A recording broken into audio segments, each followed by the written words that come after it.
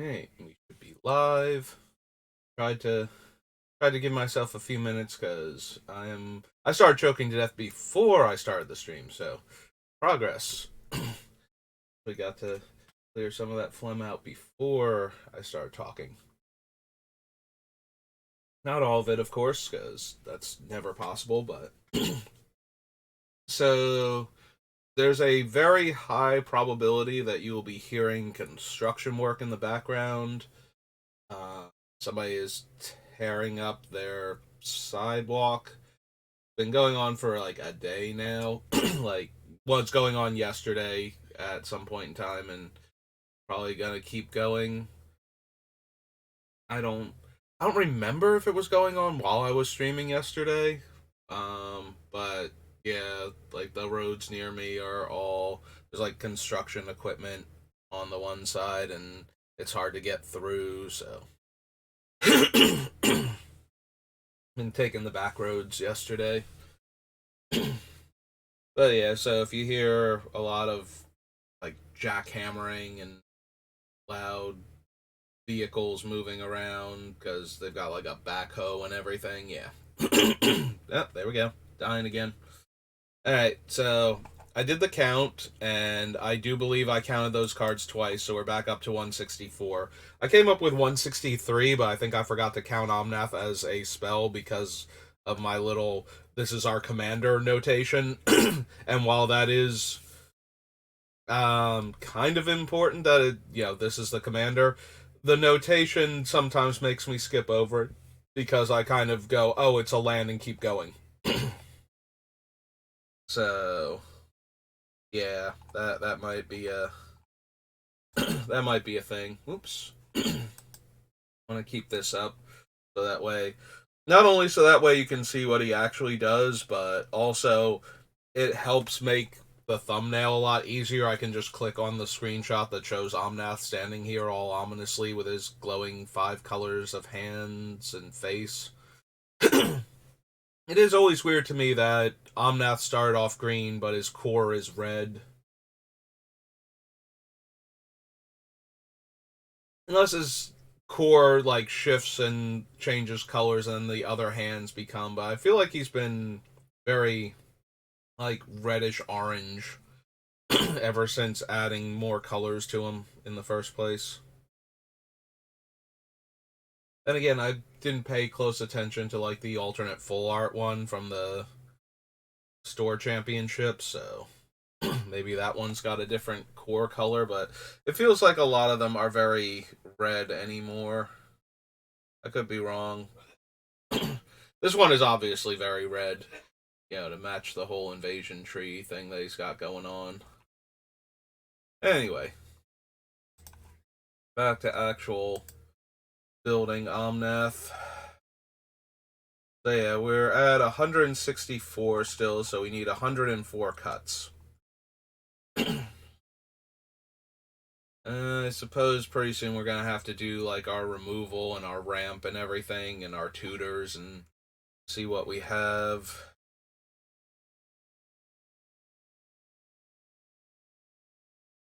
Alright, so let's do our removal and see what our removal package looks like, because we have a ton of removal, but some of it is very cheap and efficient, and some of it is excruciatingly expensive. And it's kind of all over the place. Some of our removal are our big bomby spells that just happen to be removal, and some of them are actual cheap, efficient removal for when things are going wrong. Let's grab both of you in one go. Saying aura shards. Yeah, we might not actually want aura shards because we don't have as many like individual creatures as I thought we were going to have, so that might actually get to go. Blatant Thievery is kind of removal, but not really. If we need it off the board, it's not helping. Assume Spirit can go to creatures. I think it can go Planeswalkers too. I think it's any target. There's O-Stone. Reaver Demon is removal. Crucible, the Meosians, Maga, Despair kills a thing when it comes in. Tide Spout is more bounce and tempo. Nation.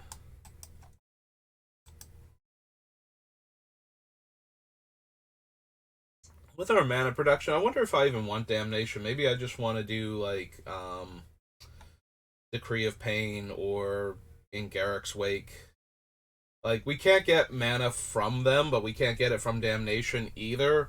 So, if I flip up, any spell that can add 3 mana, then Garrick's Wake goes from 9 to 6, which is way more doable. Same basic thing with Decree of Pain. Also, the Decree has that old cycling option. I have to think about it. I have to see what else I have first. I'm not counting Cruel Ultimatum as removal because they sacrifice 1 creature in all of that mess. Violent Ultimatum, on the other hand, is 3 targets killed, so...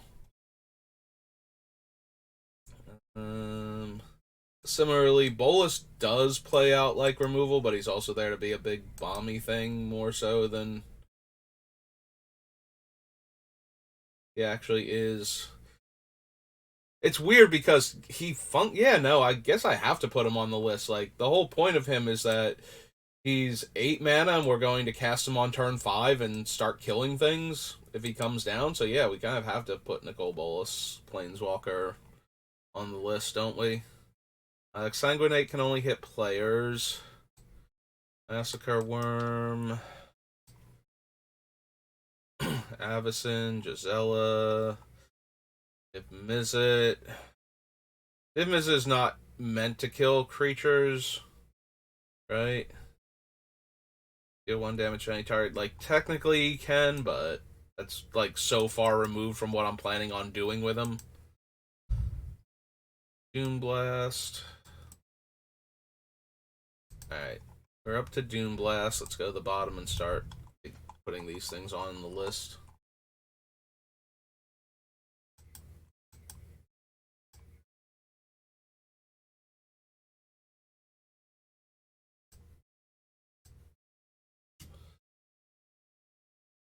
This is our removal. Roll down here to Swords to Plowshares. Rolling Thunder. Allay and Shatter. Pulse. Aura Shards. Which can almost definitely go at this point. Yeah, when I put it on the list, I thought we might have more creatures in general to work with. Oops, we want Damnation first.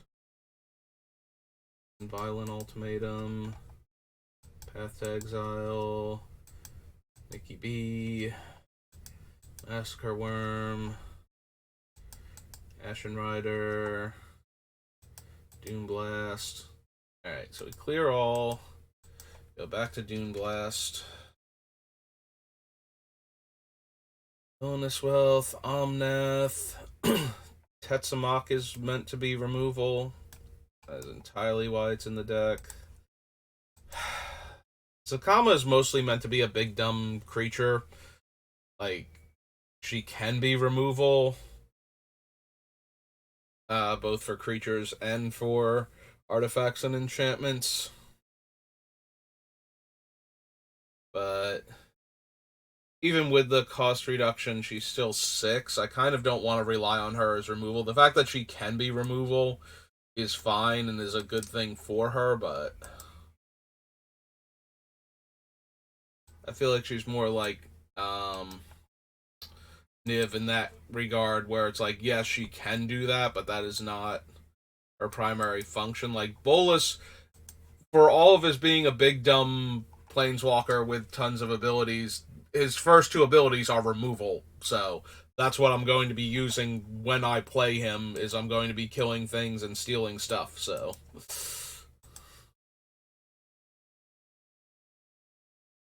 Whereas, Zakama is going to be like, maybe I'll be gaining life, maybe I'll be destroying stuff, and maybe I'll just be attacking with my giant angry 9 power dinosaur. Like, all of those are valid options. Whereas Nicol Bolas, it's like, no, he's gonna come down, he's gonna have to kill things or steal them. Like, those are his only two options when he first comes down, because I will not have, like, um, doubling season or anything to get him to his ultimate, which is still kind of removal, too. So, yeah.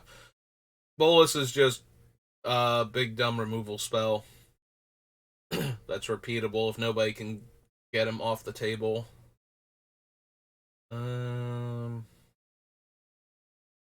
so yeah, only Ruinous Ultimatum is straight up removal. Kolga comes in to fight something and then attacks to kill things, so Kolga is technically also in this deck to be a removal spell.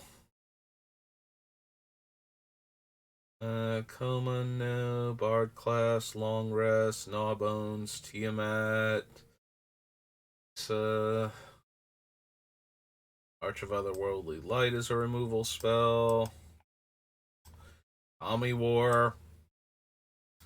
Like, first chapter of the Kami War is to kill something. Second chapter is to bounce and make them discard, so I kind of feel like it would be disingenuous not to include it in the removal package. Atraxa, Norn. Kaya is definitely in here primarily for her ability to kill stuff, as is the Emperor.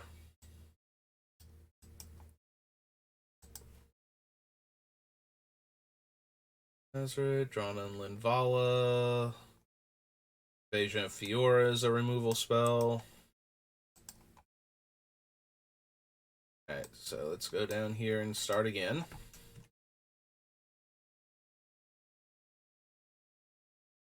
Tetsamok.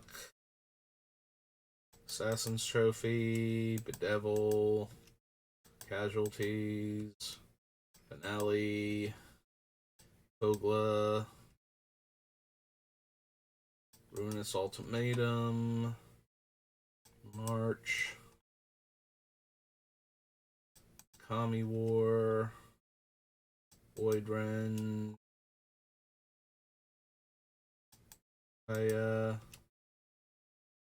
Wanderer. And Invade. I head back up to Fiora. Zergo and Ojutai now. 3 visits. Firebrand. Garrick. Goreclaw. Ravager. Cavalier of Dawn is a removal spell.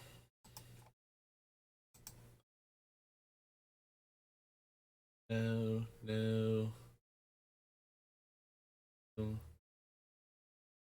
Send from Avernus. Miriam. Ramos. Windgrace's Judgment is removal.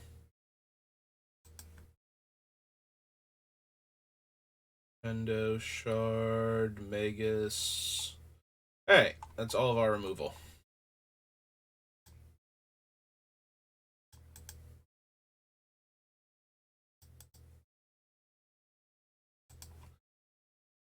Alright. So yeah, just off the top of my head, I think we can get rid of Aura Shards.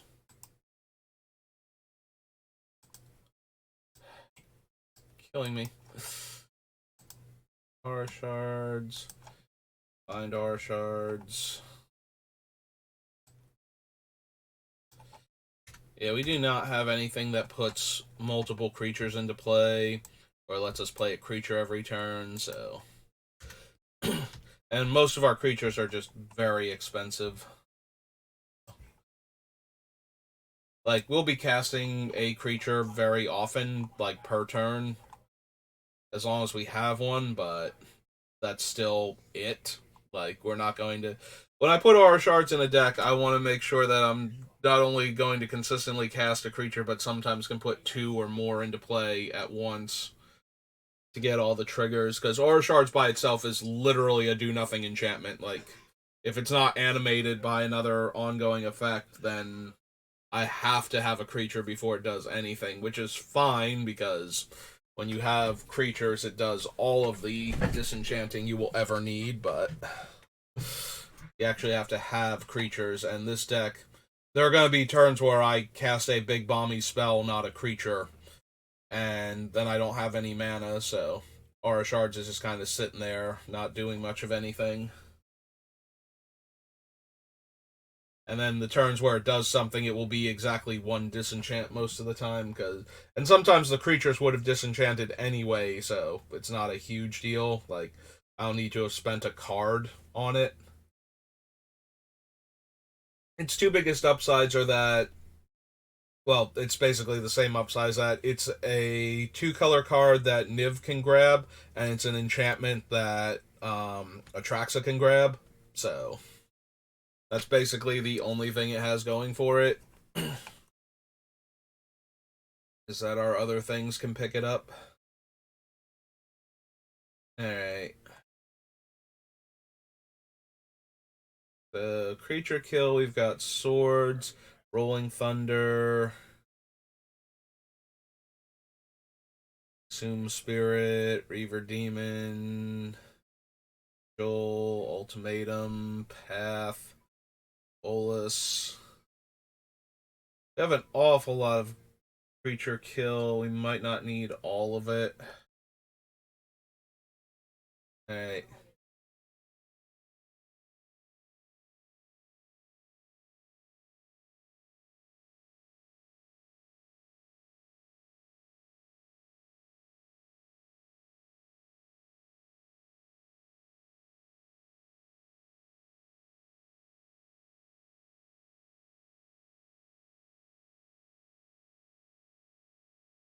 Hmm.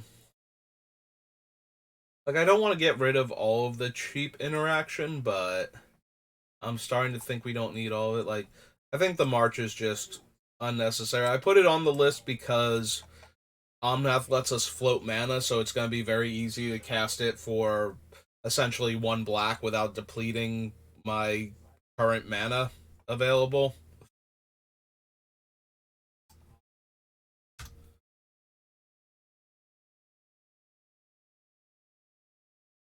So we also might possibly want to get rid of Path, probably. Swords to Plowshares, maybe. We have a lot of target removal that's more versatile but more expensive, but it's not like super expensive. Like, one white versus black green for Assassin's Trophy, or black black red for Bedevil, especially when black is very easy for us to make with our commander. We can probably get away with not running the Path to Exile at that point. Swords I almost definitely want to keep because one mana to exile a creature is always good, and life is so much less of a resource than a basic land. And also probably cut the Finale of Eternity. It's another, we could use the X so we could get to the 10 required pretty easily. But at the same time, we have other spells that will get back all of our stuff, and we have other spells that will kill multiple creatures. And this is a sorcery on top of all of that, so we can probably just cut the Finale. But yeah, I think I'm going to cut the Path.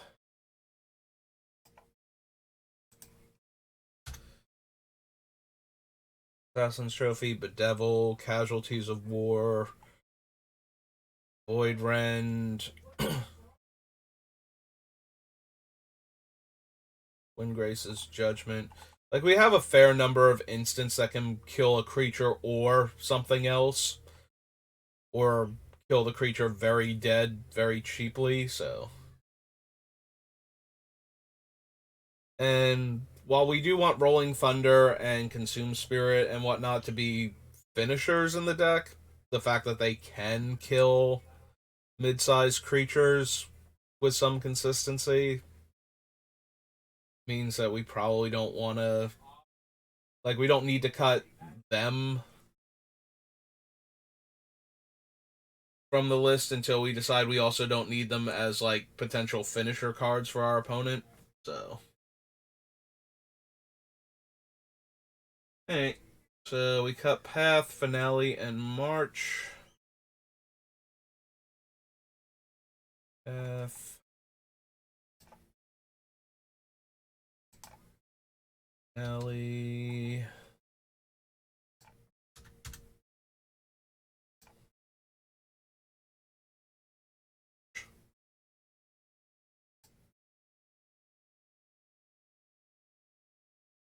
So we cut those 3. Alright. 100 more cuts and we're all done. Is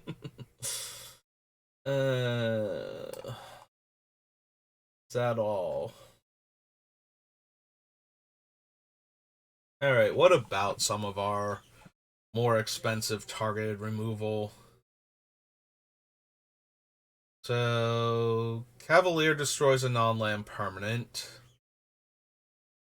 Kaya exiles a creature or enchantment. Kami War exiles a non-land permanent. Olga can fight and then can naturalize when it attacks.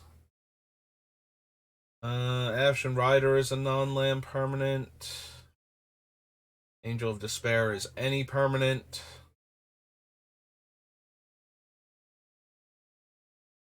What are our wraths? Because I'm wondering if we even need the Reaver Demon.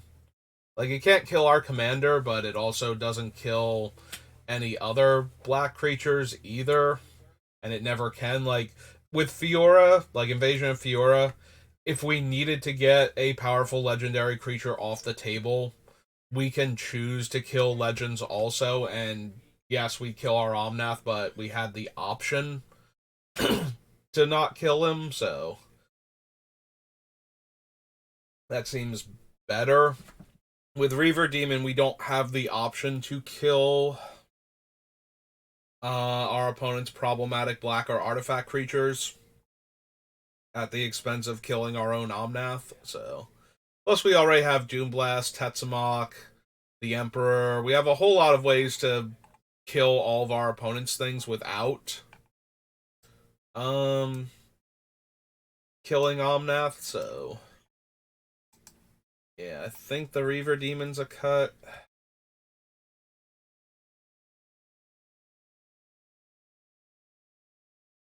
Maybe we can cut Massacre Worm too.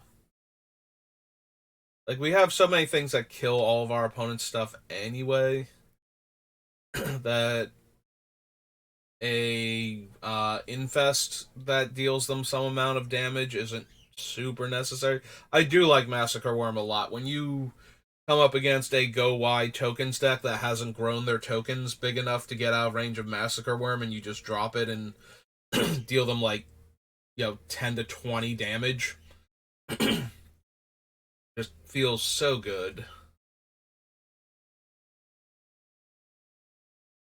But the rest of the time it is a 6/5 that might deal your opponent like 4 or 6 points of damage and maybe kill a couple inconsequential things.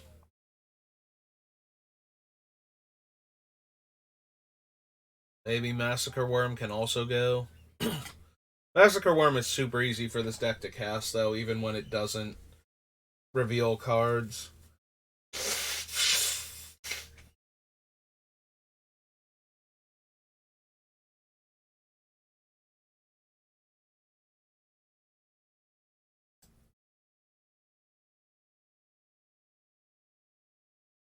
We can probably get rid of it, though. We have so many other options in the deck.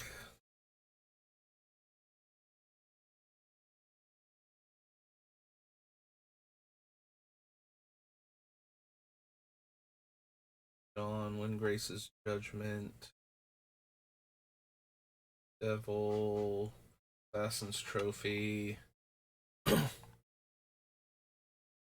have a lot of ways to kill an artifact or enchantment, but they usually double as ways to kill basically anything. So there's a part of me that really wants to keep Shattering Pulse and Allay in the same vein that we're keeping like Swords to Plowshares. Like, yes, it only hits one thing, but it hits that one thing really efficiently, and with the buyback option on those two, you know, killing it for 2 mana at instant speed is fine. Like, that's the normal rate. And having the option to spend the 3 extra mana to buy it back. Because it's very easy for us to either float mana with our commander or just have 3 extra mana from his trigger. And then if we don't want to spend it on something that turn, it's like, okay, I revealed Ruinous Ultimatum, but it's too early in the game. There's only like a couple permanents. Then we can just, disenchant and buy back one of those permanents instead and save the Ruinous Ultimatum for when things are getting out of control.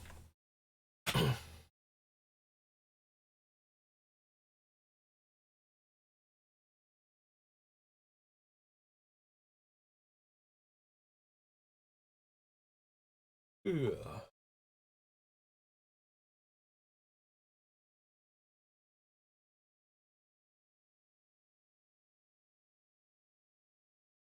I wonder if we're going to wind up cutting Kaya.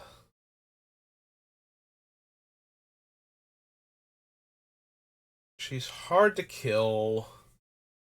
She gets up to 2 things off of the table. She gets 1 thing guaranteed for her 7 mana. And then if she's not killed, and she does have to be killed in combat, basically, or with a Wrath effect that can hit Planeswalkers, which there are, but not as many. And if she lives through both of those and survives another turn cycle, we get to draw cards if we want to, or drain our opponents.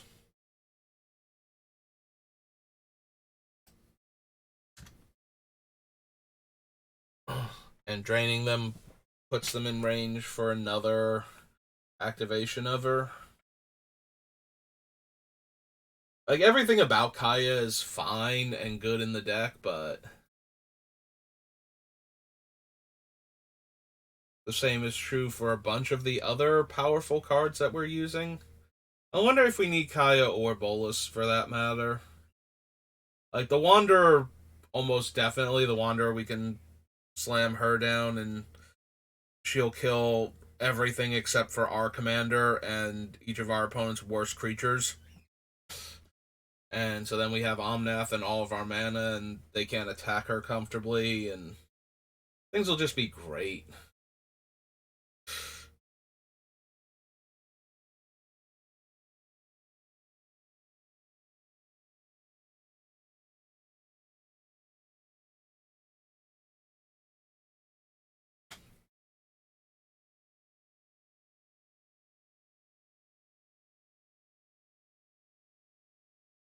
Yeah, the more I think about it, the more I'm wondering if we need Kaya or Bolas.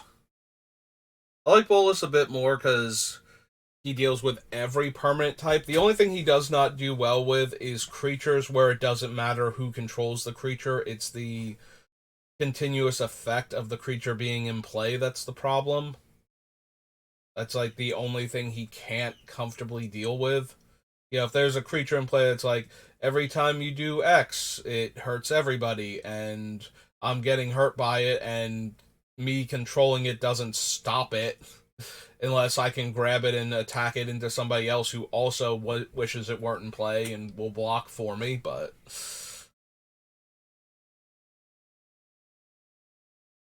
if it's like one of those like group hug painful cards where it's like everybody gets to do this and everybody's punished for doing it, then me controlling it doesn't necessarily help. Everything else, though, Bolas deals with. He can blow up any other permanent type by plussing, no less. And most creatures are just, not either not an issue or nowhere near as much of an issue if you can steal them.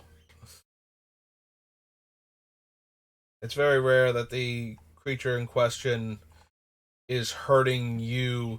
The other way it hurts you without actually hurting you is if your deck is built around it, so you don't care what it's doing. And if somebody steals it, it's like, okay, the effect is still ongoing unless you can get it off the table by controlling it now. I'm more trying to talk myself into or out of cutting Bolus than I am. I think Kaya's gonna go. I just don't know if I want Bolus for the same reason that I'm cutting Kaya. But yeah, I think we can cut this version of Kaya. Alright, so if we take Kaya out, that's 3 cards now. How many cards do I actually have on my removal list? Because 1, 2, 3, 4, 5, 6, 7, 8, 9, 10, 11, 12, 13, 14, 15, 16, 17, 18, 19, 20, 21, 22, 23, 24. So right now, over a third of my available cards are in the removal pile.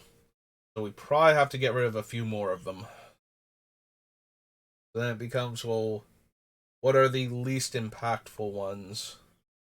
I'm wondering if we want Oblivion Stone. We have so many things that can blow up large numbers of permanent types. It's going to be hard for Oblivion Stone to be great in this particular deck.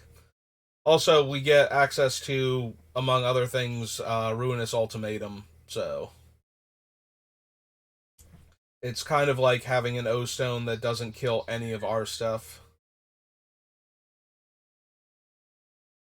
And given the way O Stone works, it usually you have to play it and pop it at sorcery speed to make sure it actually works and you don't get it killed by something silly like a Croson Grip. Alright, so 1, 2, 3, 4. Let's go get rid of these. Fever. O-Stone. And Fire. And Massacre Worm.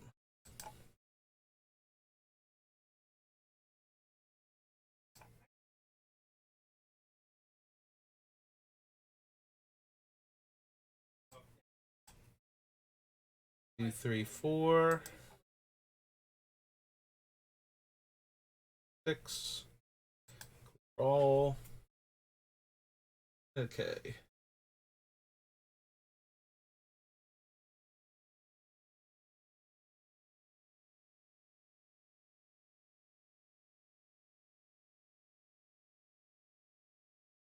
So if we have a bunch of creatures that are already removal and like some level of board control in addition to being large creatures, what are our other things then?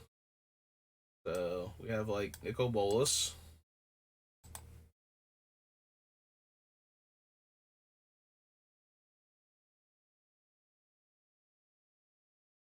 Captain to say 3. Bladewing, kind of. He's on the smaller side, but he gets back another dragon, which we do have plenty of. 2 Meosians.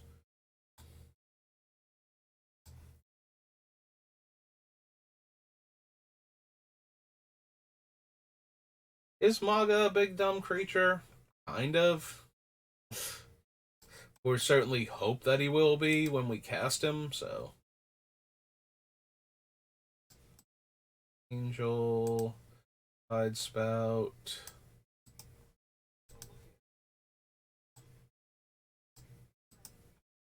Scion. Intet. Board.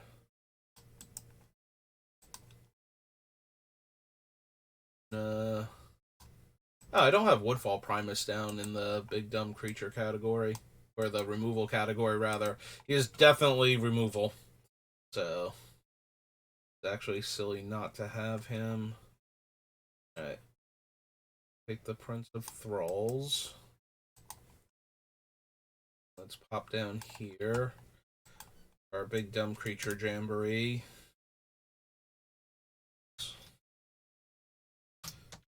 Big creatures. Yeah. Scroll up here and drop Woodfall Primus somewhere close to where he goes. Yeah, so between Damnation and Violent Ultimatum.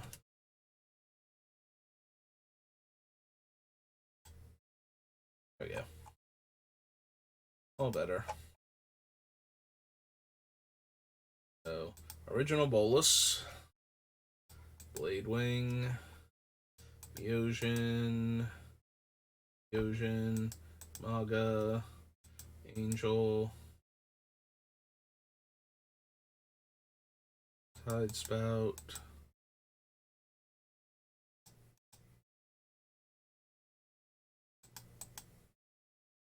Pet, Ward, Una. Oops. Little Una. Aren't you a little fairy?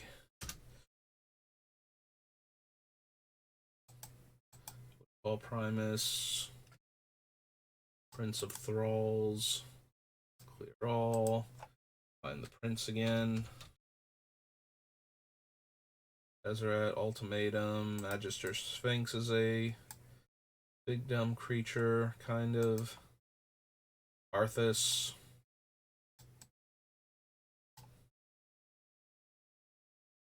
Jace. Omnath. That's green Omnath. Metamorph. Chaos. Avacyn. Bella.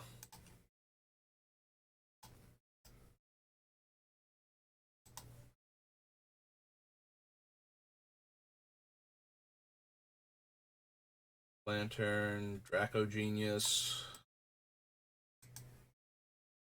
Deathless. Ashen Rider.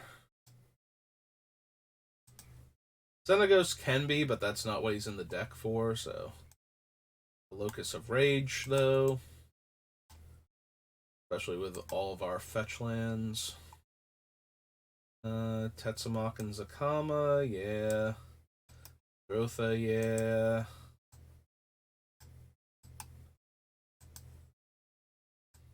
Third Niv Mizzet.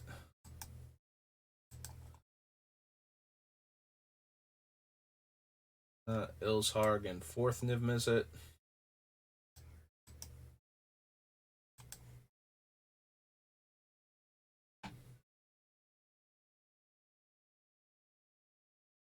Take Nyxbloom Ancient. Easy to search and then pop down here.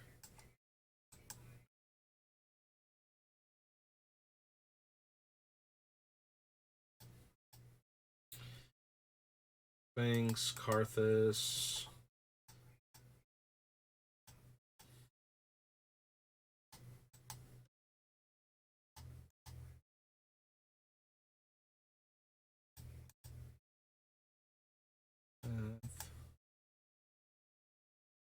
Moldrotha. Oops. Moldrotha.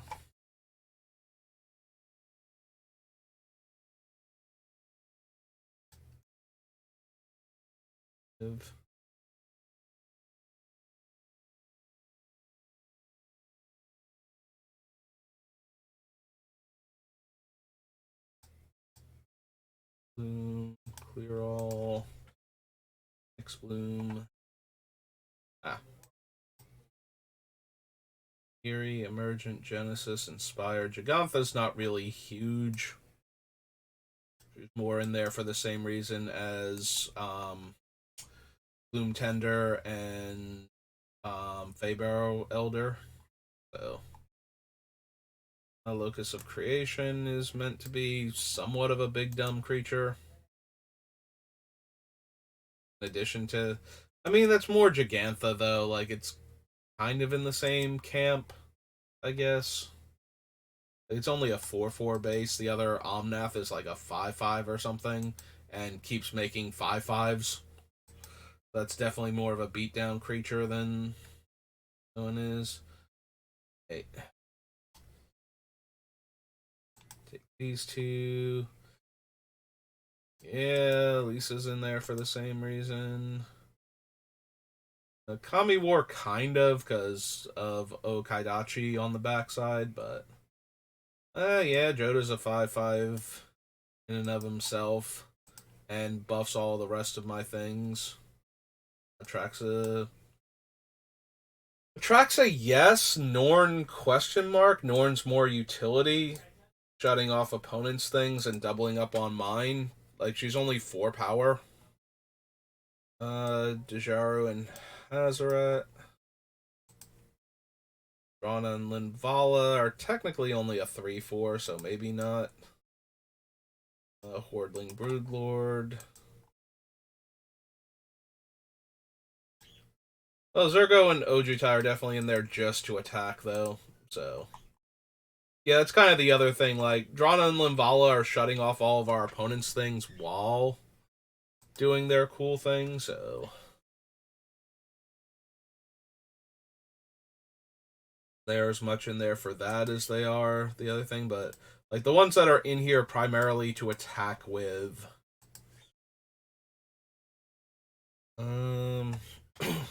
Or that make really good attackers while having all the other stuff going on for them.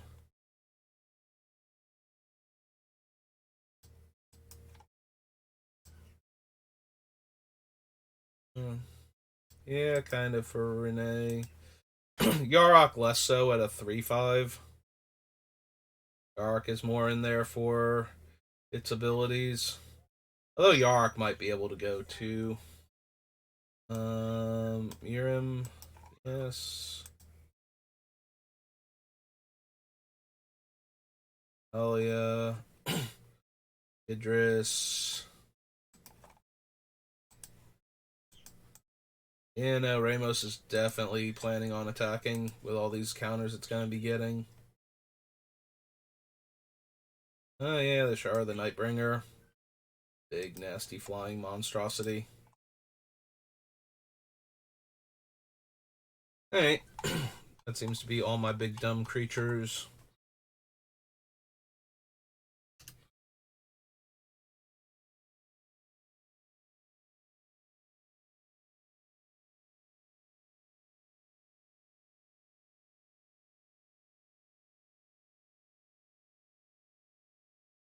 Olga, Coma,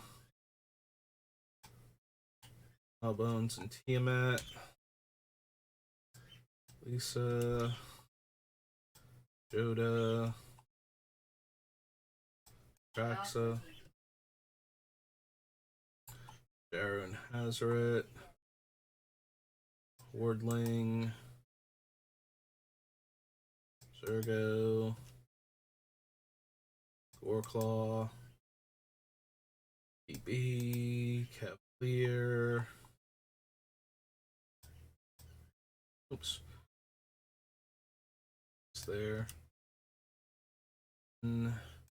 Miram, Idris, Ramos, and Shard. Alright, so a whole bunch of these kind of have to go.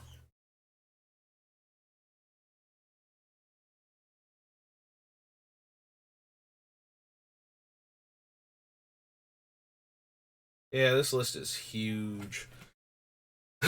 Okay. So, right off the bat, I think Nicol Bolas, as powerful as his effect is, and we don't have like very many other ones that are attacking the hand, but he's still not amazing. He's just okay. Also, we have access to the Black Meosian, which will hit everybody when we cast it, because then we cast it and we just remove the counter as soon as it comes into play, and that's, everybody's hand is gone, so we did it. Um,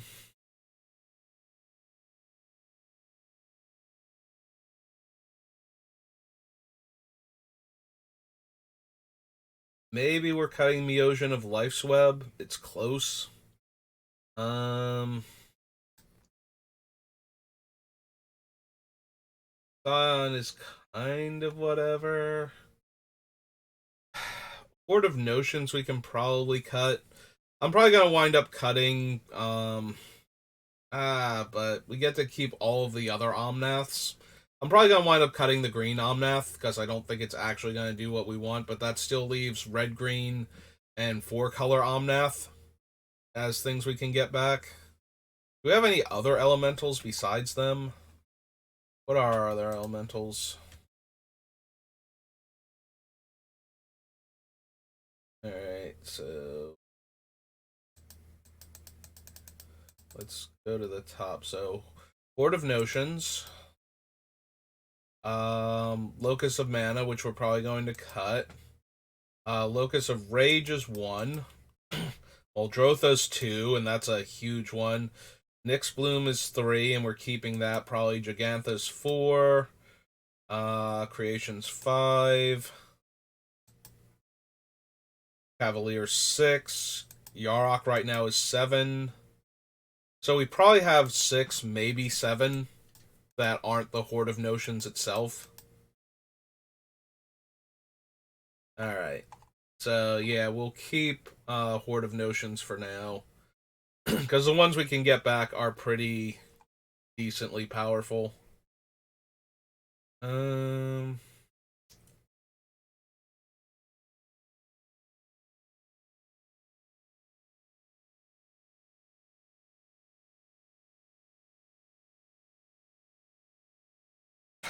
suppose we don't really need Intet.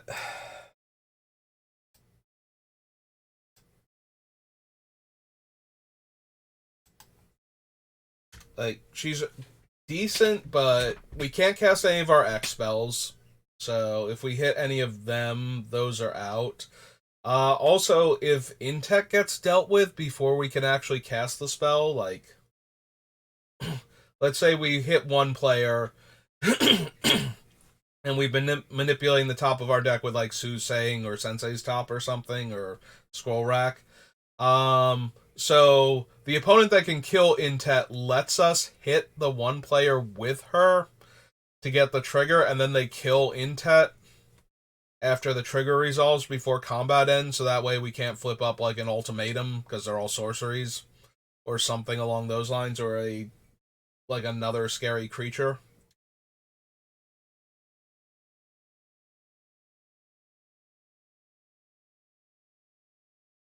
So we have a bunch of spells we don't want to cast for free because they won't actually do anything. Not like a bunch, but they are some of our better finishers in this deck. Yeah, I can see cutting Intet because of that. We can probably cut Una. She is something to do with all of our extra mana, but that's what the X spells are kind of for, so. And she also does not interact with any of our other things. Like, right now, being a demon, dragon, or angel, especially a dragon, really works well with the other stuff that we have, even if we're not leaning towards, like, too hard into being a dragon deck.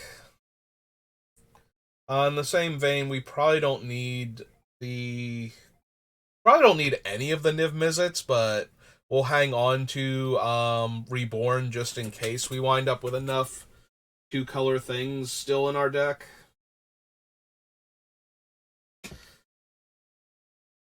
But yeah, we probably don't need Draco Genius or Perrin.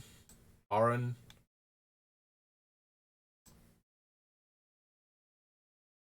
we almost definitely don't need Draco Genius at this point. The Rage we want to keep. Muldrotha we want to keep. Parn can probably go. Ilhard can stay for right now. Reborn stays for right now. Can't be countered and can gain indestructible.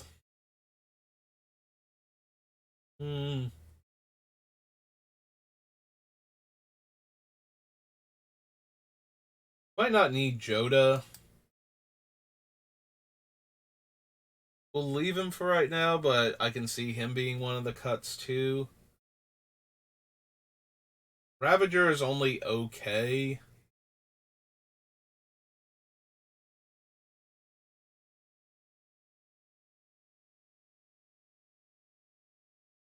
Like, he's more powerful for the Arisen side than he is for the Ravager side. Yeah, I don't think we need Idris. I was already kind of down on him before, and the more we get into this, the less I feel I need him. Would like to keep Ramos. Cavalier's a removal spell. Goreclaw is okay right now. Like, we have enough things that she discounts that I want to keep her. Because if we're getting the 3 mana from our commander and we shave 2 mana off the casting cost of our big things, we might actually be able to double spell in a single turn. Definitely if we have something like Ramos in play. We can guess all of our spells with Ramos in play. Just because they have so many colors to begin with, we can definitely activate Ramos and get the extra 10 mana. And then probably put the 5 counters right back on him again for next turn and to be able to attack with him, so.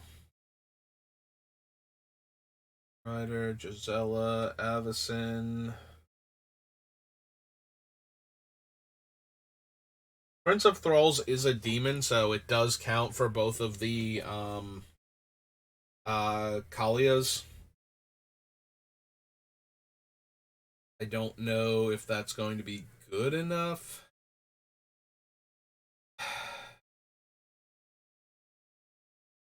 There's also a bit of temptation to just cut Maga.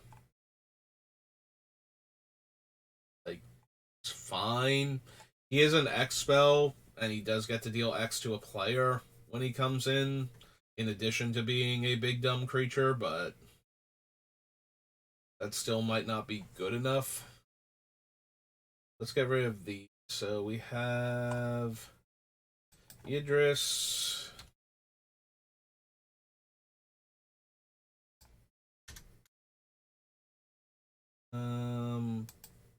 All of the Nivs except for Reborn. So Draco Genius gone. Arin gone. Alright, yeah, it should just be the 2 Reborns left. Alright. Una.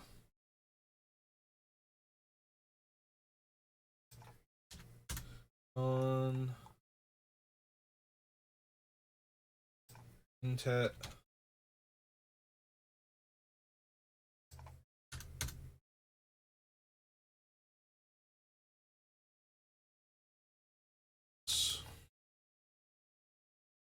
Specifically, that bolus. There we go. Because there's like 3 of them still on the list. Alright. Scroll back up here, and that is 1, 2, 3, 4, 5, 6. 90 more cuts to go.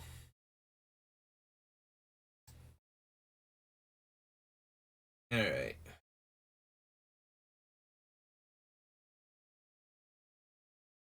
Alright, let's keep looking at the big dumb creature pile because that gives us plenty of.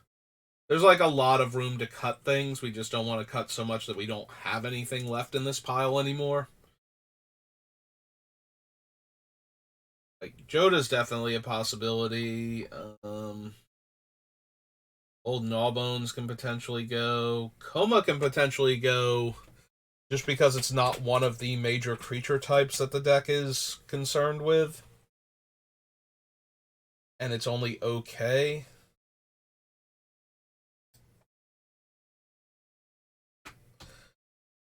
Like, Coma's very difficult to deal with if you don't have exile or like target removal that's not destroying it, basically. So bounce, putting it back in the deck, exiling effects, that sort of thing. Even weirdly enough, auras that lock it down. If they take away the ability, because if it's still making the 3/3s every turn, I think that's good enough. But yeah, if it gets like Darksteel mutationed or something.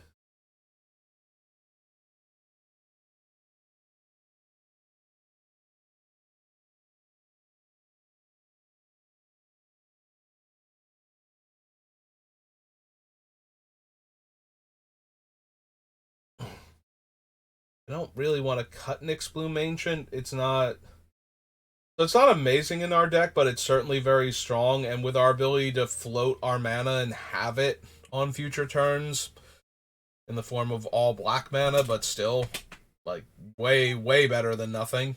I feel like it just gets the Exsanguinate and Death to the Deathless into lethal range that much faster.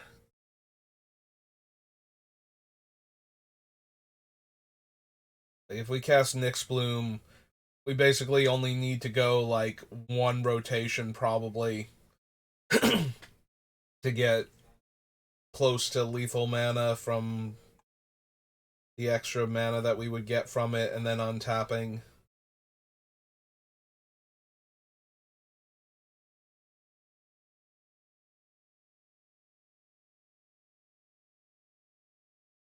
Maybe two rotations. Depends on how fast we get Nyx Bloom Ancient down, but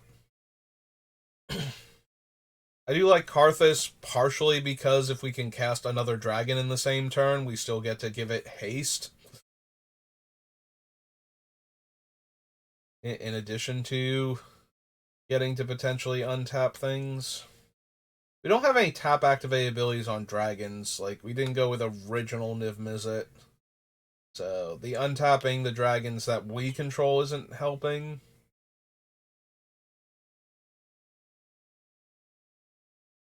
I can see it being old Gnawbones, despite us having plenty to do with our mana.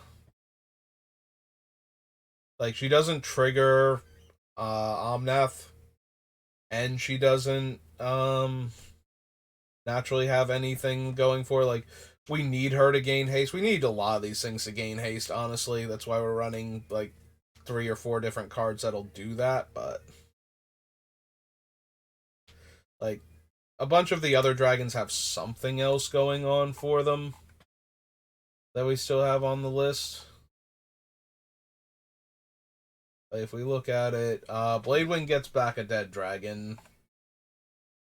Scion can put them in our graveyard for if we have one of the big reanimator spells, and can functionally give them haste.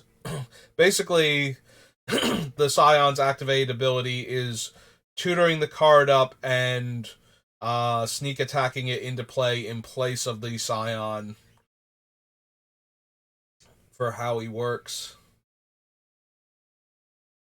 We just don't get the comes into play trigger that way, which is kind of sad. Karthus steals all the things, gives our guys haste.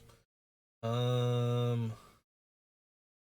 Mizzet Reborn gets us potentially like 2 or 3 extra cards into hand. Tiamat tutors up the rest of the dragons. Wardling Broodlord is a demonic tutor. Zergo and Ojutai get us extra cards. Nicol Bolas makes our opponent discard and can flip into a planeswalker. And Miram turns our dragons into extra dragons. And Ramos grows constantly and can add 10 mana without too much trouble in this deck. So yeah, I think out of all of our dragons, Gnawbones is the worst. So then it just becomes, do we want to get rid of Gnawbones first, or do we want to get rid of something that works better in the deck for like the triple colors but isn't particularly needed? Like, we could get rid of Shard of the Nightbringer. It's got a decently strong ETB. The downside to it is, unlike the Sphinx, it does not stop players that have gained infinite life functionally. Like, if somebody puts themselves up to 1 billion life and now they're at 500,000,000 and I'm at 500,000,000. That doesn't let me win the game if I don't have ways to keep cycling through my deck to make sure I don't deck out, and we already cut Necropotent, so we don't have any ways to stop ourselves from losing that way. So yeah, I think we can cut Shard, and we'll keep the Magister Sphinx as the way to deal with players that gain an arbitrary amount of life. But we'll probably still wind up cutting Gnawbones if we can't figure out anything else to cut from the big dumb creature pile.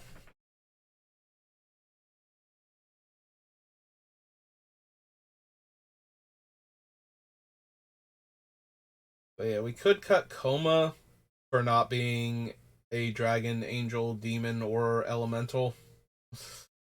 And that would probably not be wrong here. Yeah, old Gnawbone's biggest thing is that she is a dragon. Like, we can tutor her up into the graveyard with Scion when we hit and just get a ton of treasure in a turn, and then we'd have Gnawbones in the graveyard for one of the reanimation effects that we have.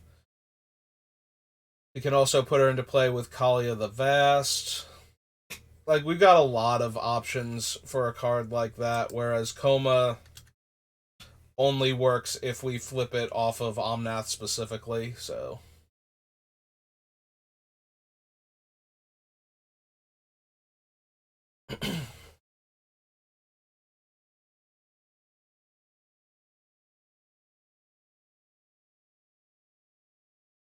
I can see Gisela getting cut, but we already have. Well, partial because we already have Emancipation of Fire and City on Fire for their triple damage effects. But Gisela can be put into play off of Kalia and can be grabbed off of the other Kalia, so. Addison, we're just probably leaving in for the indestructible because of, again, the Kalias and being able to cast her sooner. Like, flying 8/8 indestructible. Okay. We can cut the Prince of Thralls. He's probably one of the worst of the Angel Demon Dragons. The downside is I think he's the only actual demon left since we cut Reaver Demon. So we can't ever hit a demon anymore off of Kalia. The Kalia that lets us look at the top 6 cards or whatever it is. There's a part of me that wants to cut the Green Meosian, and then I think about all of the things we have that can grant haste, and it's kind of like, maybe I don't want to cut that. You know, Fires of Yavimaya, or what are our other haste granters? We have Xenagos, but he only works on one target. I think we have like one or two others. Alright, let's get rid of the Shard and Coma. Alright, Shards of Alara. As soon as I hit it, I'm like, oh wait, we're gonna hit Alara, aren't we? But yeah. Should have looked for its weird creature type or whatever. And Coma.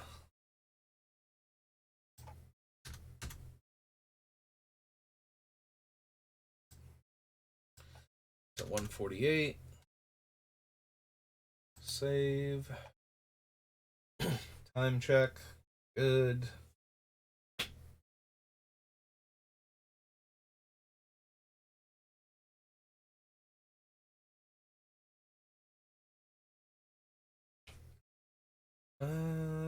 Hmm. Yeah. I think what I might do in the future, which, it'll be a mildly weird thing when you're watching it live, because the way I do it is I just end the video or end the stream and then restart the stream. But I might start trying to get the things down to like an hour, hour and a half, because I don't get a ton of views on YouTube for the deck construction things. I do seem to get a lot more people that want to talk to me when I'm building the decks, but relatively speaking, when I say a lot more, I mean like, 10 different people and only one at a time normally. And most days, nobody. But they do still show up, whereas when I'm drafting, I might get like one person, like for every like 3 or 4 people I have that show up for the deck building to talk to me, so. Alright, we just dropped those off the list, but I might want to try and do like hour-long YouTube videos, possibly, to make them more palatable for people that don't want to commit to like a 5-hour video where I'm like, have no voice by the end of it.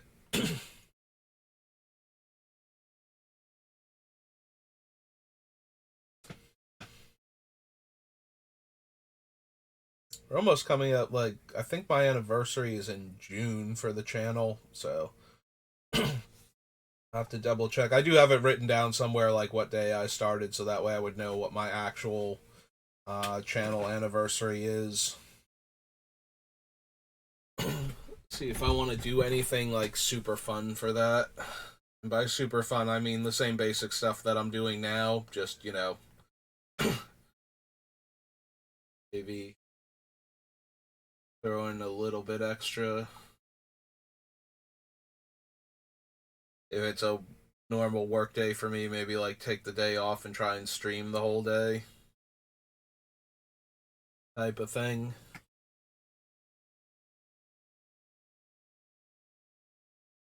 Um, what do we want to do? We have so many cards that we need to cut. We're at 148 now, so we need to cut 88 more cards. And we have plenty of room to cut in the big dumb creature category, and we have plenty of room to cut in the removal category, but at the same time, these are like our big things that we want to build the deck. Like, we're building the deck so we can cast the big, flashy spells easier and more dramatically with Omnath. Like, things are coming down 3+ turns earlier and having their effect immediately. Just kind of want to do that. So it then becomes a question of, well, what ones do we actually need to do that sort of thing? And the ones that we don't, we just cut. Like, yeah, I can definitely see Nicol Bolas being a cut, the Ravager. I don't know why there's a parentheses there. It's Ravager, Nicol Bolas, Ravager, and Nicol Bolas Arisen. Might be Joda still. Like, we do not need his Cascade effect. We also don't need his Coat of Arms effect either. Yeah, I can actually see Joda being a cut. He's okay, but we have a lot of cards that are okay, and therefore we can be doing better. I'll leave Kogla because he's a disenchant and a fight effect, but I can see him ultimately being the cut. Yeah, we can almost definitely cut the one Omnath. Let's see if we have anything in the non subset cards we want to cut now. Who's saying I most definitely want to keep? Sisei's fine for right now. Fires of Yavimaya is one of our haste effects.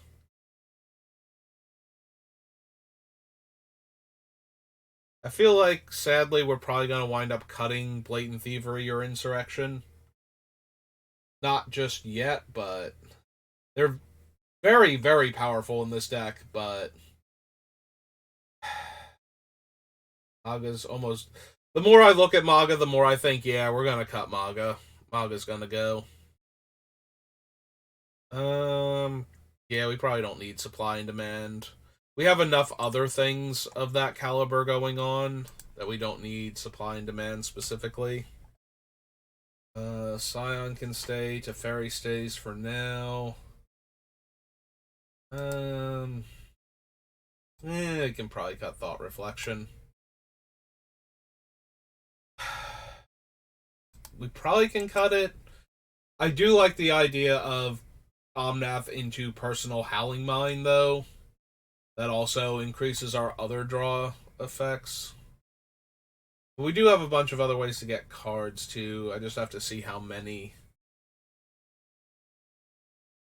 Wargate stays for now. Oracle stays. Jace stays. Omnath. There we go. Mono green Omnath can go. Because it's not actually helping as much as I was thinking it was going to. We would rather have Krufix or Krufix's thing from Modern Horizons that turns all the mana colorless. Either one of them would be fine.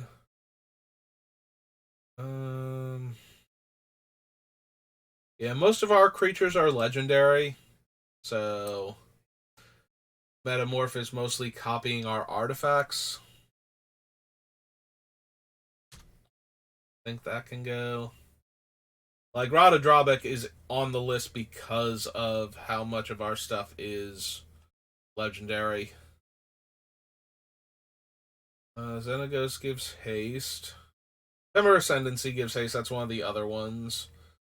We might actually cut Xenagos. And go with the ones that affect all of our creatures. Horn, Feybarrow Elder. Really want to keep the Great Henge, because A, we're going to be able to cast it super cheap, and B, that is another way to draw cards. In fact, yeah, we can probably cut Thought Reflection. I've seen enough different card advantage things in the deck.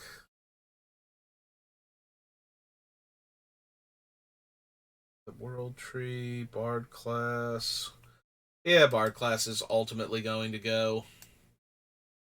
It was a fine idea. It certainly works in the deck, but I don't think we need it. There's Joda, who we decide to cut. Rada Drawback can stay. Raxa. I feel like we're gonna wind up cutting Norn and Yarok, but maybe not. We have a handful of the comes into play effects we have are really powerful. We have a bunch of destroy permanents basically, or non-land permanents on a bunch of our cards. So it is tempting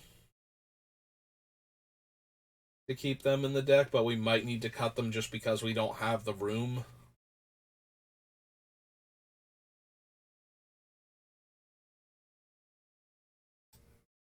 Yeah, I keep looking at Ravager and I keep thinking he's one of the weakest ones we still have on the list, so.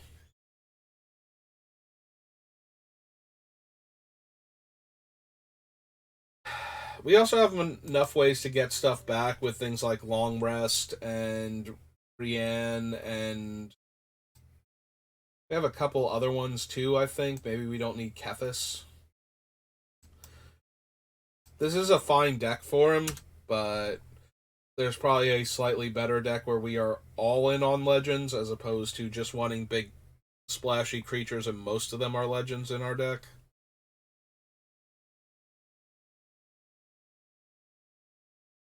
Yeah, Kulane's another one that lets me draw extra cards. We'll leave the Extortionist in for now. We have so much to do with the mana. I don't think it's hurting us to have it. We can cut the Magus. I don't care about our 1/1 counter. The idea that she is a Soul Ring, and when we cast an X spell in the same turn we tap her for mana, we get to copy it. We have a small number of X spells, but they are all very powerful and one of our win cons. So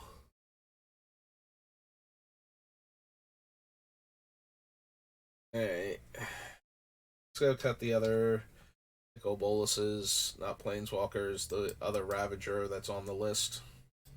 Oh, did I cut all of the copies of Ravager? So I have Ravager there. I didn't. Oh, maybe I didn't put him down on the other list? Okay. Anyway, 1, 2, 3, 4, 5, 6, 7. That's 141. 81 cuts. 4, 5, 6, 7. Okay. Got Joda off down here. There's nothing underneath him. Nope. Okay, good.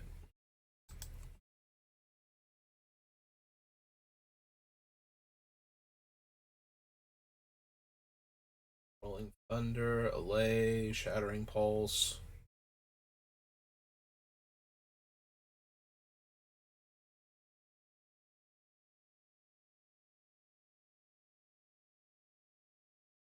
Like, I can see Blatant Thievery and Insurrection being cuts. I just don't wanna.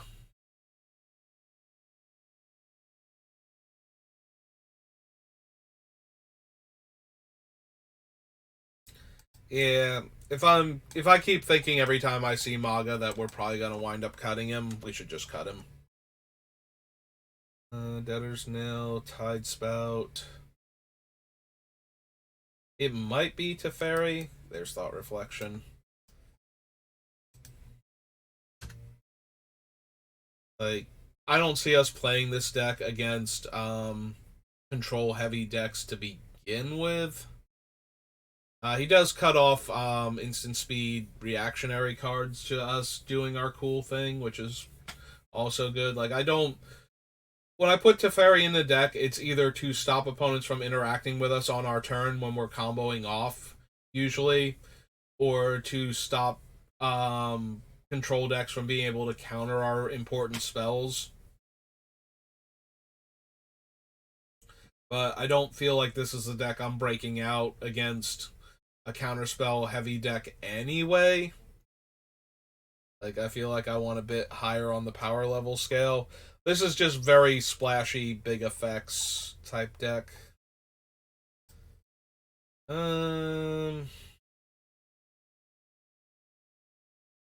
Yeah, we can probably cut Myella the Anima.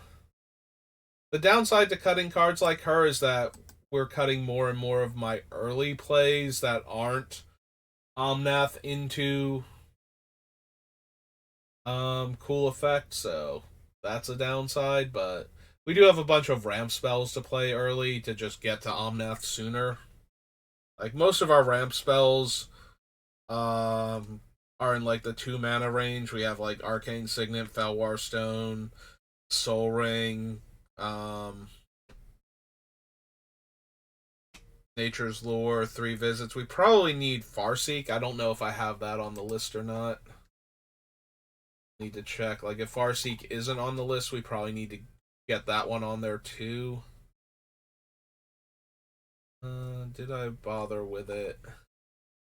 No, because I'm pretty sure it's like from the actual Ravnica set, so we might need Farseek also.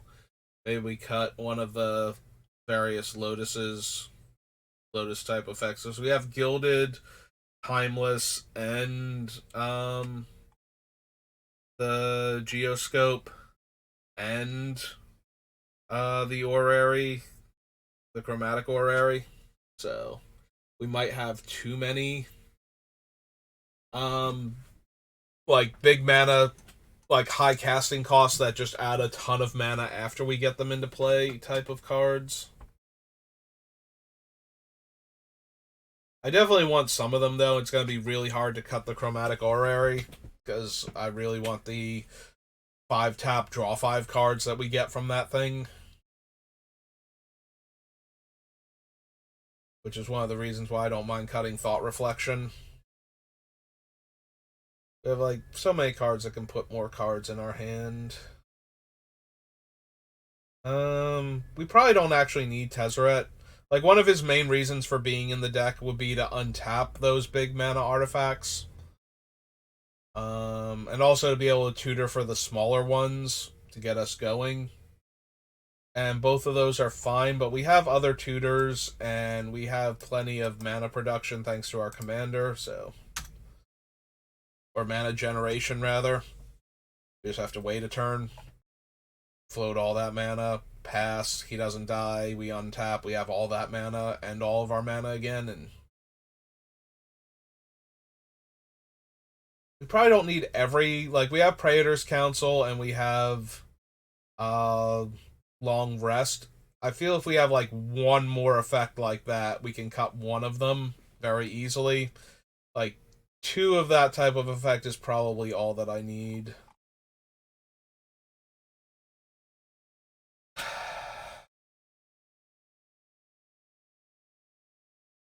You know, I was joking before about how we don't have a way to deal with an opponent that has infinite life, but technically, if we have Blue Sun Zenith, we do. If we cast it for X equals 0 and we never draw cards, we wait till our Omnath triggers and then we cast Blue Sun Zenith and put it back in our deck for our draw step next turn. That would actually allow us to not deck out, and then if we just have enough ways to deal damage on board, we get to keep attacking our opponent to death. Might not work because they might have something that breaks up our combo, but at least we would have a way to not lose the game outright if we're eventually going to win through damage.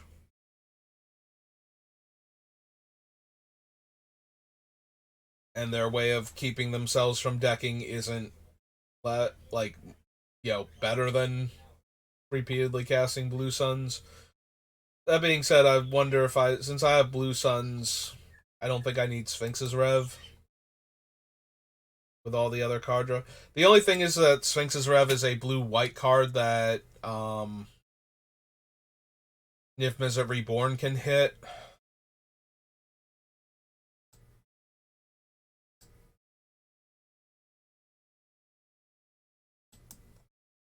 Yeah, okay, I think we can cut it, though. And yeah, we can probably cut Xenagos out of all of them. I'd rather... Like, the Temur and the Fires are probably good enough. And we also have Greaves and Boots, but maybe we cut one of them because we have the other haste effects. Probably Boots at that point. I don't have a ton of things that target my own stuff, so... Locus of Rage, Tetsamok, Zakama, Boldrotha, Citadel Sting.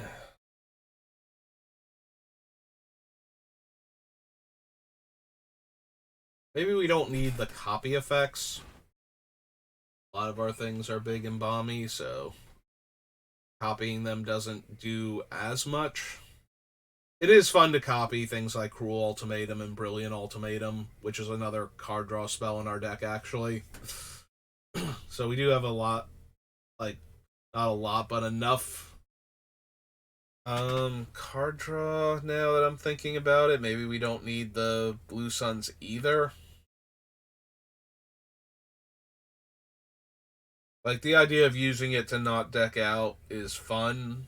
I do like to have random things like that in the deck when possible, but it's not going to be the deciding factor for if it stays. Also, how many mono-colored cards do I have left that Emergent Ultimatum is actually... Or not Emergent, no, is it? Yeah, Emergent Ultimatum. Mono-colored cards with different names, because I cut a bunch of them. Let's go get rid of that other Maga. Traded Immortals, that's on the other part of the list. Get rid of that. And then there's no Maga left. Okay. Got 1, 2, 3, 4, 5, 6. 135. All. Let's see. Monocolored cards. We have Demonic Tutor, Swords to Plowshares. I'm not going to do it for something like Nature's Lore. I'm also not really thrilled about doing it for like any of these tutors. So,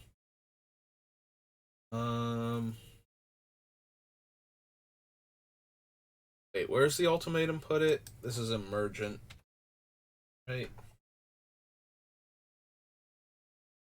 Then I cast the others for free, so yeah, all the X spells like Rolling Thunder don't work, so we have Demonic Tutor, we have Swords to Plowshares, Allay and Shattering Pulse,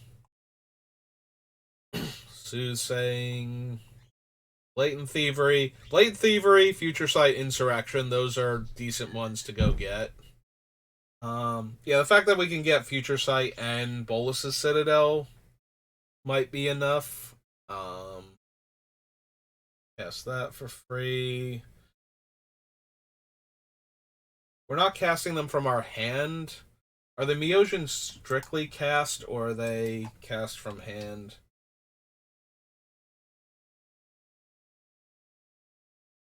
Let's look at one of the ones we already.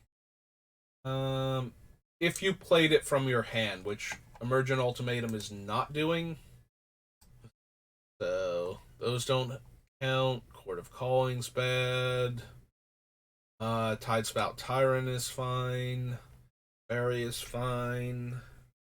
Woodfall Primus is fine. Bloom Tender is kind of whatever. Those Oracle and Jace are like okay, I guess. Praetor's Council is really strong. Avacyn.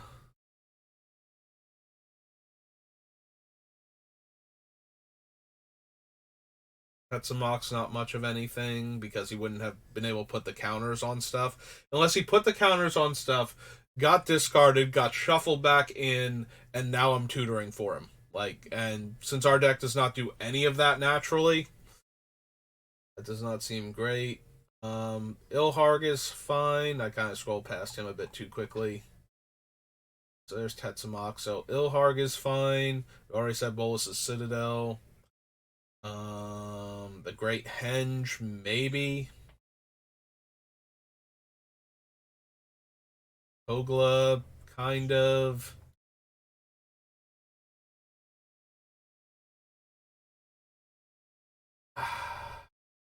We could get Isaka and then cast the Prismatic Bridge, I believe. That is a valid choice. We can get Old Gnawbones. None of these. None of these. We could get Norn. We can get the Eternal Wanderer. City on Fire. Chandra if she stays. I'm debating whether or not Chandra, Ral, and other Chandra are going to stay, so we can tutor for Fiora, which between that and the Wandering Emperor gives us a guaranteed Wrath. Can get that Chandra if we want. Can get Garrick. Those cards. There's Fiery Emancipation. So yeah, we can also get Fiery Emancipation and City on Fire, just to guarantee we get one of the triple damage effects. Storm King's Thunder isn't helping.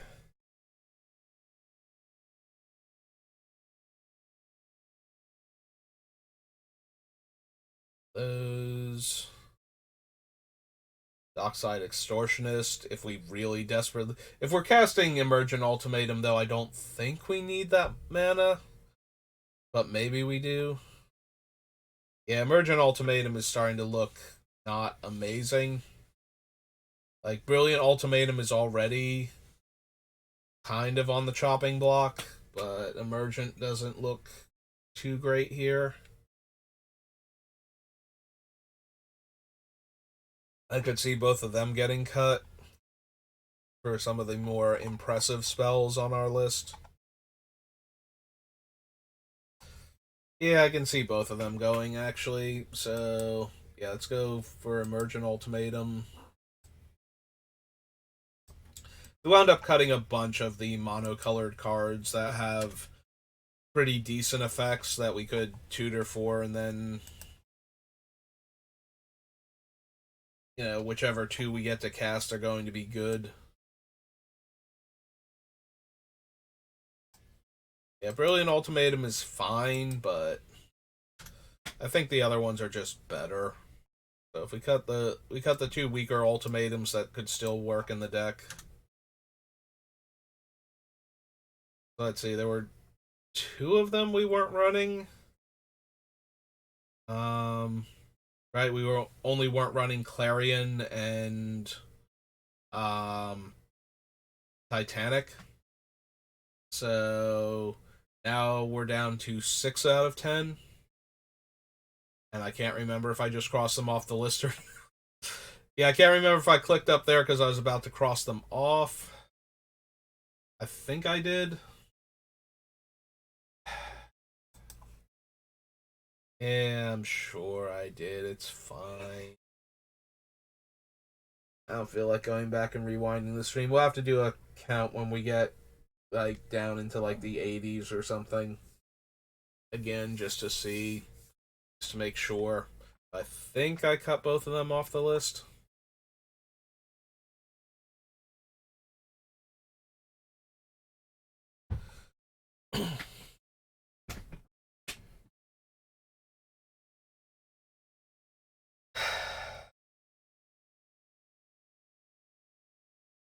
I just feel like we're going to wind up cutting one or both of these. Like, they're both fine in the deck. They both meet all of the deck's requirements, and they're big and flashy and do powerful things. So I don't want to cut them, but we still need, like, 70 something cuts, 73, 75, something like that. So getting closer and closer to that point where it's just like, no, you're good, and I really like you in the deck, but nope. Like, maybe we're cutting Teferi. We might honestly be cutting Teferi. Generically good and powerful, but not necessarily what we need. Like, we don't need him for anything, so. Yeah, I feel like this deck is going to be played against decks that don't necessarily counter a lot of our things, or there will always be decks that will have interaction at instant speed. That's just the nature of Commander, but I don't think I care that much if one of our big dudes gets, like, swords randomly or otherwise removed from the table. Like, our deck is nothing but big dudes, so.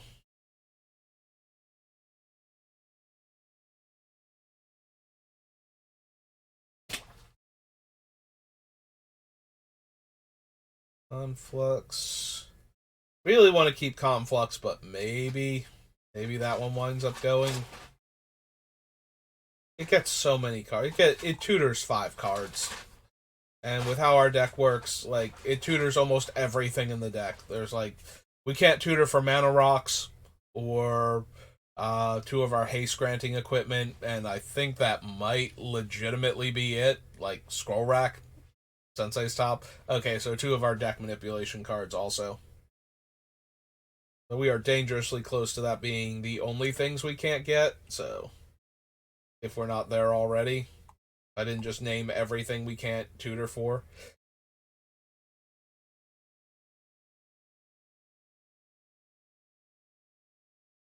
And yes, with cards like the Great Henge, sometimes we can even tutor for mana rocks. Just, very, very, very specific ones. Um,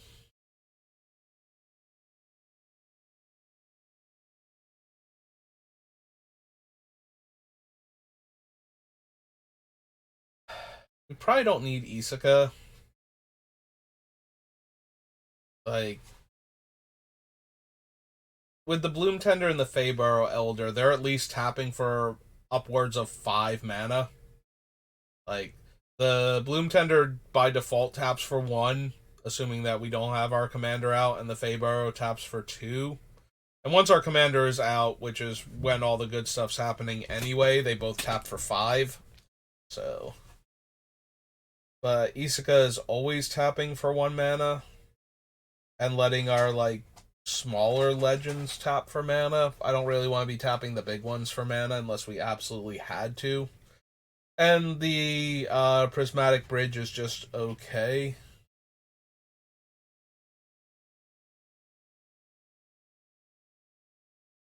Most of our things that it can hit, um, yeah, we got rid of Maga, so we don't have any creatures with X in the casting cost or planeswalkers, so I don't have to worry about hitting one of them.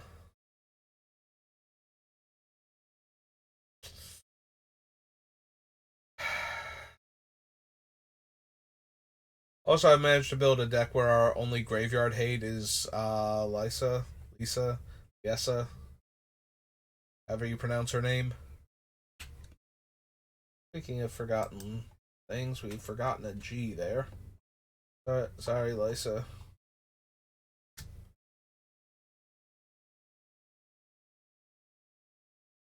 Yeah, we probably don't need Isaka.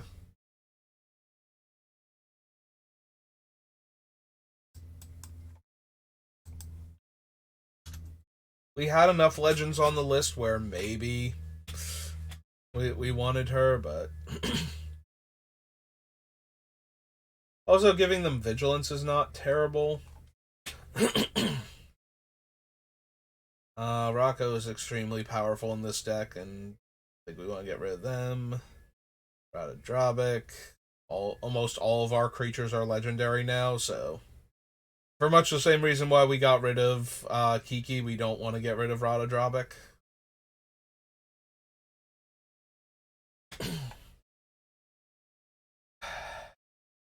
Maybe Norn.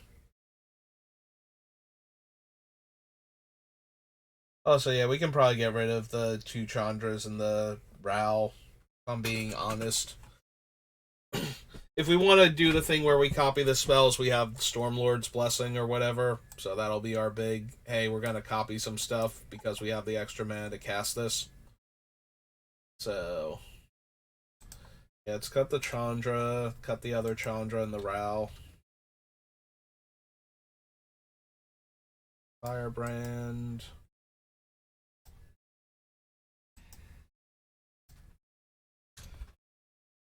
And Ral Storm's Conduit.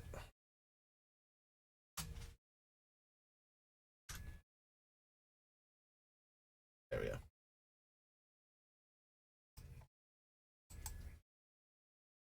Four.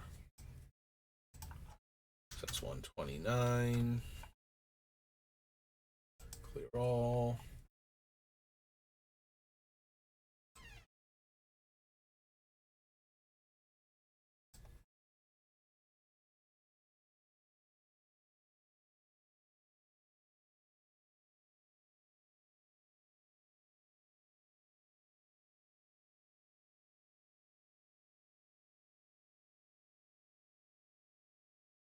Vegas. See a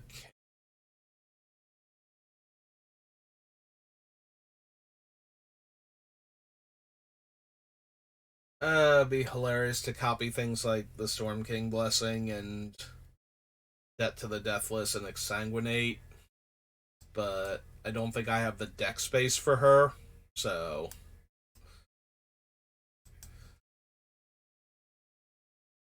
Bye, Magus. Sorry.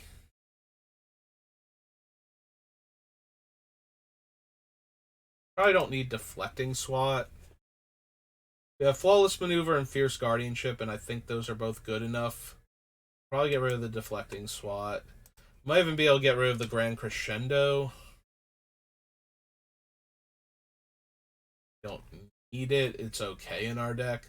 I'm going to hang on to it for a little while longer, but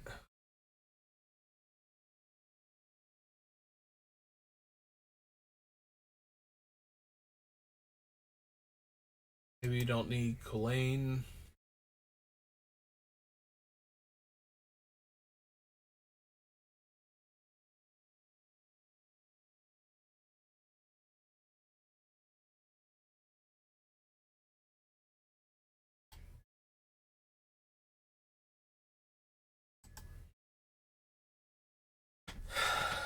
Yeah, okay. I don't think we need Blaine. Sentinel Worm, Ascend from Avernus. So we have Ascend, Long Rest, and Praetor's Council. Get stuff back. Maybe we can get rid of Long Rest then? Maybe that's the worst one out of all of them. Is Long Rest from the other? It's from the other one. Okay. Then we also have Muldrotha to cast stuff from our graveyard, and I think something else too. But yeah, let's get rid of Long Rest then.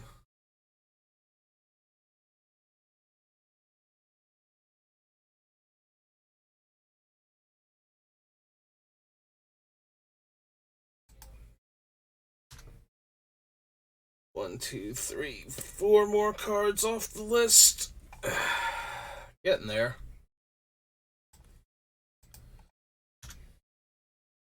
We are almost down to needing 60 cuts, so we need to cut a little over half the remaining cards on the list. Surely that won't be too hard.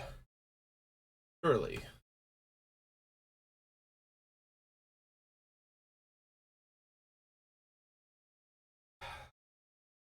Maybe we wind up cutting the top of the deck tutors. We have Demonic, Vampiric, and what are our other tutor effects? What else do we have? Like, we have decent top deck manipulation with Soothsaying, um, Scroll Rack, and Sensei's Top. So, plus our fetches. So what are our other tutors, if any?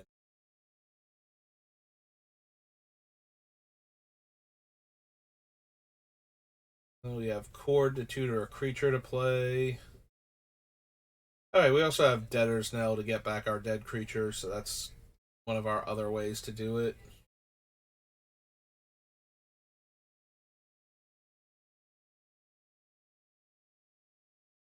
Anybody else that you tutor?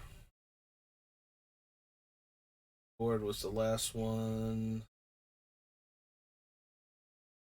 Conflux tutors infinite spells.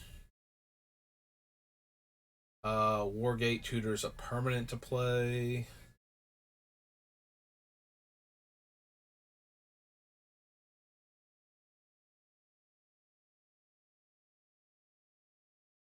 Last Hammer, Villainous Wealth. Omnath, Tetsumak, Kama, Muldrotha, Trophy, Bedevil. Their tutors. Genesis Inspired.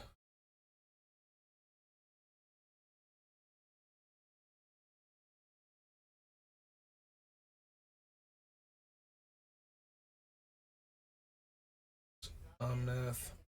World Tree.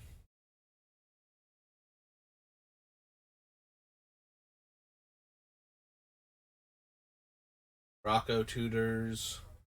Specifically for creatures, as does the Cord, but that's not a huge deal. We have a lot of creatures with potent abilities, so we can usually find a creature that will do the thing we need it to do.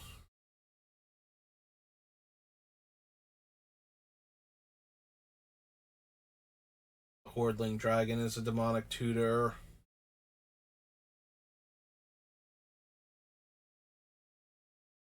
Big old card draw spell. Card selection.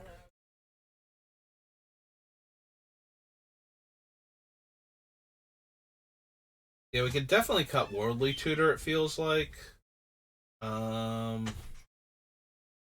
Also, we don't have a ton of good enchantments. Like, it's like Future Sight, and like our good artifacts are like the top of the deck manipulation and Citadel itself. So I feel like we can definitely cut Worldly Tutor. We might be able to cut the other ones. Mystical Tutor lets us put any of the ultimatums on top that we want. And Enlightened Tutor lets us get Scroll Rack, Top, Soothsaying, and Future Sight in the Citadel. So it can let us assemble any of that.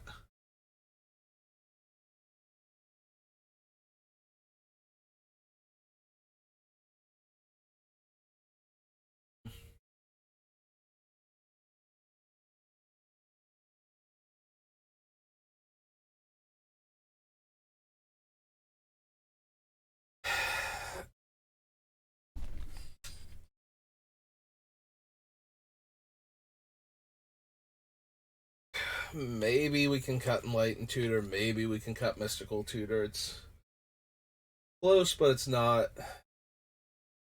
like a slam dunk. Like, we have a bunch of other creature tutors that work in the deck, so Worldly Tutor's a pretty easy cut, but we have less for the other card types. And putting it on top is actually helpful with how our commander works. Like, if we put Future Sight or, Bolus's Citadel on top, and then we get to cast it for reduced cost, or if we put one of the ultimatums on top because we need the ultimatum. Like, Mystical Tutor is almost definitely staying. Enlightened Tutor has a high chance of staying still, but Worldly Tutor seems like an easy cut with what we have to work with.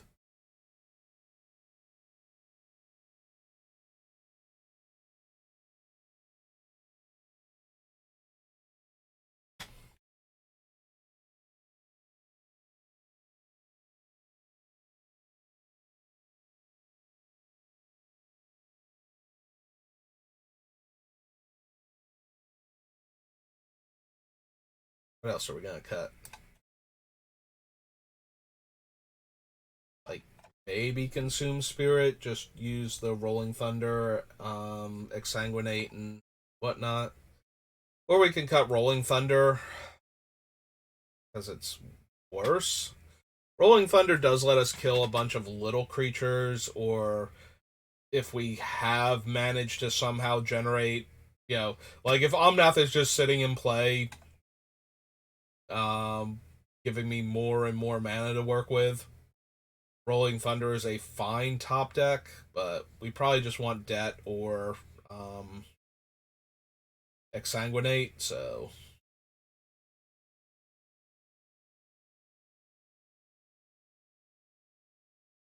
What's the exact wording on Consume Spirit? Do we gain that much life? Gain X life?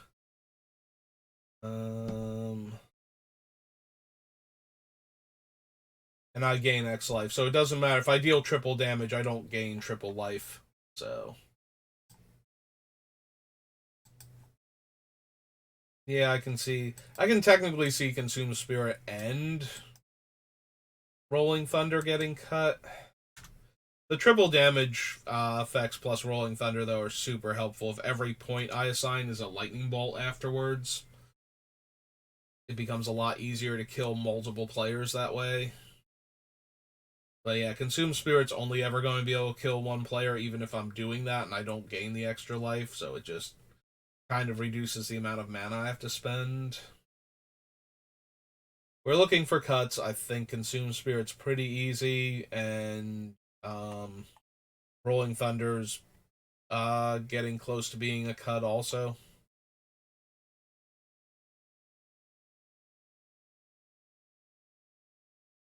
There's a part of me that wonders, though, if I don't cut Bloom Tender and Feybarrow Elder and put Farseek in, just to have another cheap ramp card early on that's not vulnerable to removal, really.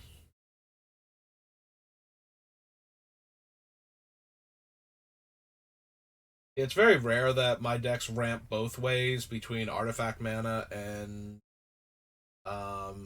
rampant growth effects, so. But I'm more concerned with how cheap the effects are and that they fix all of my colors than, trying to chain multiple ones together. Because we can't use most of the rampant growths because they get basic lands. And we can't use a lot of the cheaper artifact mana because it's colorless. and neither of those are particularly helpful for our deck, so it actually is better to have a mix.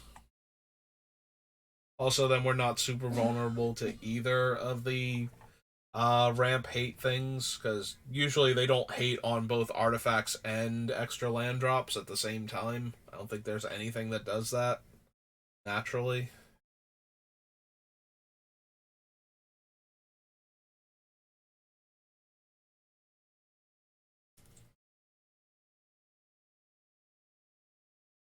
And I'm out of order. Okay. I have to go get more. Horn.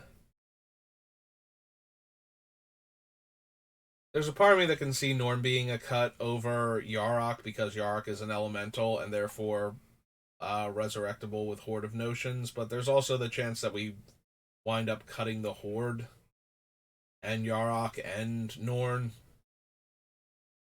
We do have enough comes into play effects though that I don't want to do that yet. We might also wind up cutting Modern Horizons to say.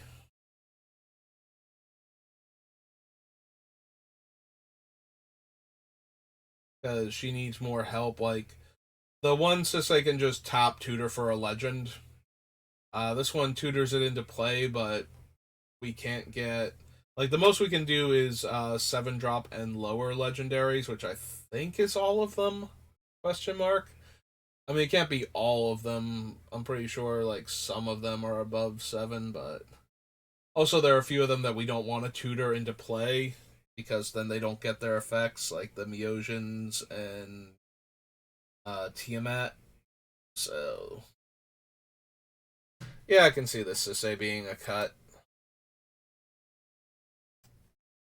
We have the other Sisei to tutor for legendary creatures. So, Storm King's Thunder, not Storm King's Blessing.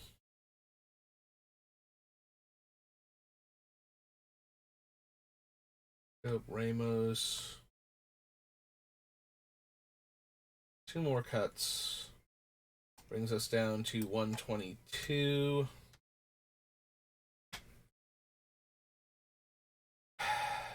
Okay. We're all.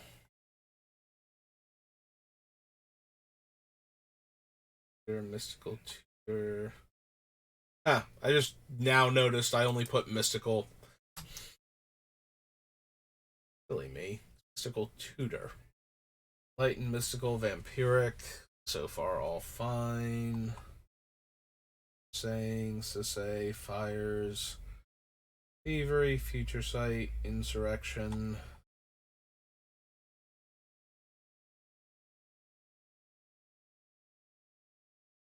Yeah. Green Miosian has the best chance of getting cut. I want to keep Knight's Reach because it's easier for the deck to cast. Like, just using Omnath can build up to it in addition to being able to go Omnath into this next turn and immediately make everybody discard their hand. So.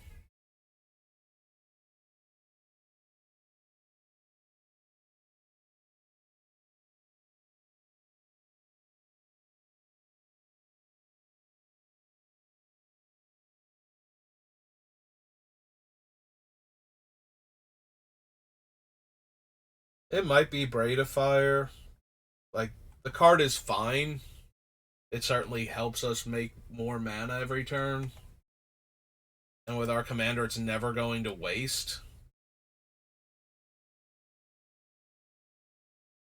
As long as it doesn't get randomly swept away by mass enchantment hate.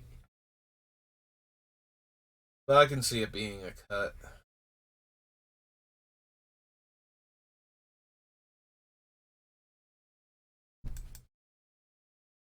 Yeah, I kind of want to cut Bloom Tender and Feybarrow Elder. Like, tapping for 5 mana is so good when our commander's in play. And it lets us double spell in the same turn, like, tap 4 mana, pay 2 life, cast our commander, tap Bloom Tender or Feybarrow for 5 mana. That turn, cast something else. Ideally, probably one of the 5 mana ramping artifacts that tap for a bunch of colored mana. So that way we untap, we flip up with Omnath, and we get to potentially double spell again. That would be the dream, but if we cut Bloom Tender and Fabro Elder, that dream kind of never works anymore because we are not going to Omnath and get 5 mana in the same turn.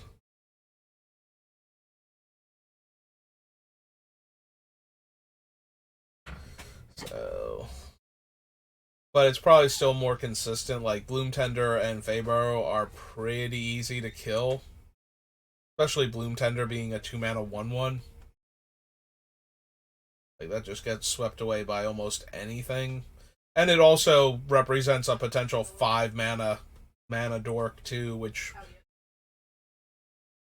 like very high value target early on for cheap interaction. We cast this on turn 2 and people are just looking at it going, well, let's see, if that's turn 2, you could have Omnath turn 3 now. Yeah, maybe we should kill that. Because then you have Omnath turn 3, and then turn 4, you have an extra 8 mana potentially between Omnath and the Bloom Tender. So, yeah, we cut Bloom Tender, we cut Fabro Elder, and I think we add Farseek though, so we only net cut 1 card.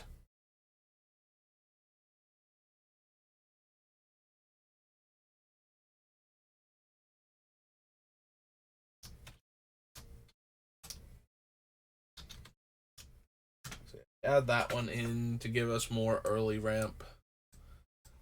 Go down 121. Alright, so 61 more cuts. Now we're coming up on the 2-hour mark, though. I think that's good enough for now. Also, the longer I stare at this, the less effective I get at cutting things, so it's good to take a break. But yeah, it's gonna do it for me for right now. Let's see. Today is Tuesday. Might do more Final Fantasy VII Remake tonight when I get home from work. We'll have to see, but whether or not I do, I thank you for watching. I will see you next time. Have a good rest of your day.